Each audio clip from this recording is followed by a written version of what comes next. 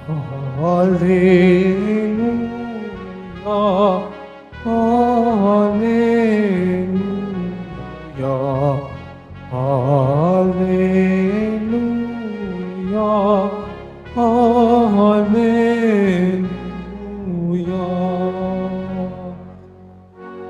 Puri sa Diyos Ama, pagkat ipinahayag niya ari siya ng mga abang.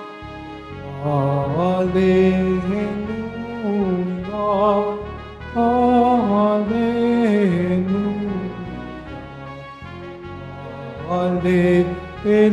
hallelujah, hallelujah.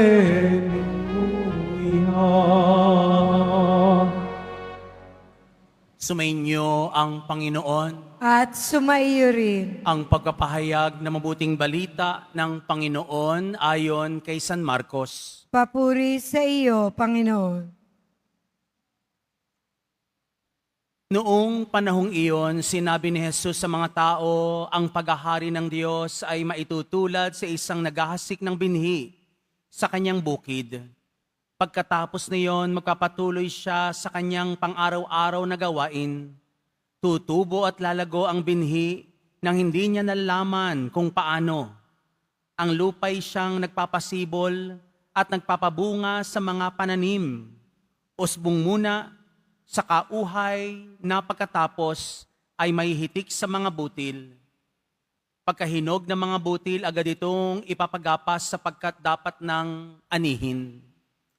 Sa ano natin iahambing ang paghahari ng Diyos? Sabi pa ni Jesus, anong talinghaga ang gagamitin natin upang ilarawan ito? Tulad ito ng butil ng mustasa na siyang pinakamaliit sa lahat ng binhi. Kapag natanim na at lumago, ito'y nagiging pinakamalaki sa lahat ng puno ng gulay. Nagkakasanga ito at ng malalabay. Ano pat ang mga ibon ay makapamumugad sa mga sanga nito. Ang salita'y ipinangaral ni Jesus sa kanila sa pamagitan ng maraming talinghagang tulad nito ayon sa makakaya ng kanilang pangunawa. Hindi siya nangaral sa kanila nang hindi gumagamit ng talinghaga, ngunit ipiniliwanag niya ng sarilinan sa kanyang mga alagad ang lahat ng bagay. Mga kapatid ko, ang mabuting balita ng ating kaligtasan. Pinupuri ka namin, Panginoong Hesukristo. Magsiupo muna ang lahat. Magandang hapon po sa inyong lahat. Nais kong malaman sa mga narito sa loob ng dambana, lalo tigit yung mga nasa labas. Tatanungin ko kayo, pumikit kayo kung kayo ay ganito. Kayo po ba ay marupok? Walang pumikit, ibig sabihin kayo ay matatag. No? Ibig sabihin hindi kayo natutukso. Ang kinikilalang hari ng mga hari sa lumang tipan ay naging marupok minsan sa isang katanghaliang tapat. Nung siya'y naglalakad, nakakita siya ng isang magandang babae at yung kanyang pinagnasahan. Hindi lamang yon, ipinahamak pa niya ang asawa nito upang maangkin niya ang babaeng kanyang nasilayan. Si David nakasala sa Panginoon sa pag-agaw sa isang babaeng si Betsheba at ipinapatay sa digmaan ang asawa nitong si Urias. Ito ay tinawag, hinirang piniling hari pero naging marupok, naging mahina sa labanan. Ito ang kwento ni David. Kaya ang tanong ko sa inyo, kayo po ba ay nakaranas na ng karupukan? Walang umaamin, di ba? At nakakahiyang umamin. Pero alam naman sa sarili na siya ay mayroong kahinaan, natukso, marupok sa maraming bagay, sa maraming pagkakataon.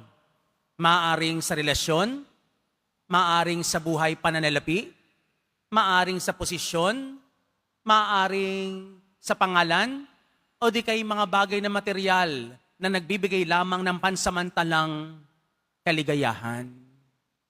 Minamahal ko mga kapatid, patuloy ang ating karupukan kung hindi natin naalagaan ang binhi ng pananampalatayang sa atin ay ibinigay. Tulad ng isang butil ng mustasa, ganun lamang nagsisimula ang isang pananalig sa Diyos. Ang butil ng mustasa hindi natin agad napapansin. Maaring ito ay tapak-tapakan natin o di kaya daanan lamang natin o hindi natin mapansin sapagkat siya'y napakaliit. Hindi niyo po ba alam, minamahal ko mga kaibigan, sa tuwing hindi natin napapansin ang binhi ng pananampalataya, doon umiikot ang mga tukso. At kaya ang mga tukso'y madali tayong masilo sapagkat hindi natin inaalagaan mabuti ang binhi ng pananampalatayang ipinagkatiwala sa atin ng Panginoon.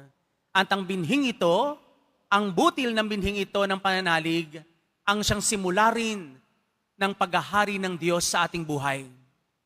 Kung doon pa lamang sa binhi, pinapatay na natin ang pananalig natin, paano natin tatakasan o lalampasan ang ating karupukan? Paano natin lalampasan ang ating mga kahinaan? Paano natin matatawid ang mga tukso't pagsubok na umaali-aligid sa atin? At tandaan po ninyo, ang isang tao, ang isang Kristiyano nagmamahal sa Panginoon, lalo itong tinutukso, lalo itong sinusubok, talagang lagi kang hinaharap ng kalaban. Kaya tandaan natin, kung si Haring David nga, nalaglag ng maraming beses sa kanyang kahinaan, tayo pa kayang nagsumikap lamang na maging deboto ng mahal na pong Jesus Nazareno? Magandang inaamin natin, saan ako nagkukulang? Ano ang aking mga kahinaan? Saan ako naging marupok sa mga sandaling ito?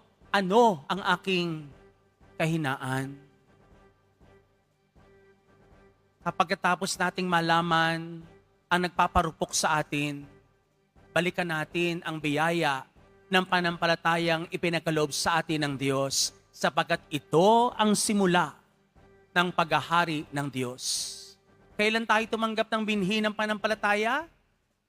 Nung tayo'y unang tumanggap ng sakramento ng binyag, nung pinatatag ito sa pamamagitan ng kumpil, sa tuwing tayo dumudulog sa sakramento ng kumpisal, sa tuwing tayo tumatanggap ng katawan ni Kristo sa misa, sa tuwing tayo humaharap sa mahal na pong Jesus Nazareno, tinatanggap natin ang butil ng pananampalataya na sana'y pinapaunlad natin. Nagkakauhay, nagkakaroon ng usbong, nagkakaroon ng dahon, hanggang sa ito'y maging halaman. At ang pananampalatayang isang halaman ay magiging isang puno ng gulay hanggang sa maaari na itong magbigay ng bunga sa atin. Ang pangalawang tanong ko po sa inyo, minamahal kong mga deboto, sa pagtanggap ninyo ng pananampalataya sa ating mahal na pong Jesus Nazareno, tayo po ba'y nakapamitas na ng bunga mula sa ating pananampalataya? Ibig sabihin, kailan natin nilabanan ang ating mga tukso? Kailan natin ipinapanalo, ipinagwagi ba natin ang pangalan ni Jesus sa mga bagay na sumusubok sa atin sa ibabaw ng lupa?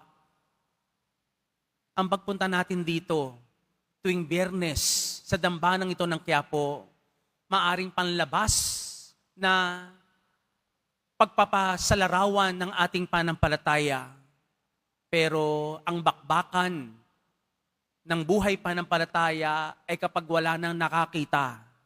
Kapag wala na tayo sa simbahang ito, kapag nasa opisina na tayo, kapag umuwi na kayo sa bahay, kapag nakipag-usap na kayo sa ibang tao, kapag nagdidilim na ang paligid, doon sumasalakay ang kalaban. Kaya ang binhi ng pananampalataya, yung butil ng pag-asa, yung butil ng pananampalataya natin sa Diyos, ay dapat lagi nating alagaan, lagi nating ingatan, huwag nating iiwanan. Minamahal ko mga kapatid, sa bandang huli, nagsisi din si David. Pero yun ay sa mga susunod pang mga pagbasa. Narito rin ang mahal na pong Jesus Nazareno. talagang bumababa siya kung saan tayo nadapa. Sa kanyang pagkapasa ng krus, minabuti niyang siya ay matisod o di kaya'y bumagsak upang lahat tayo'y kanyang maabot sa pagkakahandusay natin sa lupa. Narito tayo upang iahon at iangat ng mahal na Panginoong Hesus Nazareno sapagkat alam niya kahit hindi ka umaamin, may karupukan ang kanyang mga deboto at nais niya itong iligtas. Nais niyang paunlarin.